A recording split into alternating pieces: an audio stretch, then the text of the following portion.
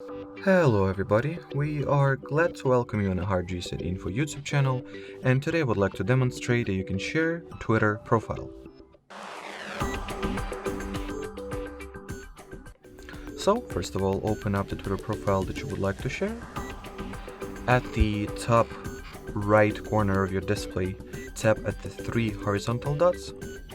In here, go for the share at username option and choose the method that you would like to use for sharing. You can simply copy link to profile and add it to your clipboard and then further manually send it to whoever you want through whatever tool you want. Should it be email, some chat app or messenger, or you can right off the bat from the iOS interface, for example, send the profile link through Teams,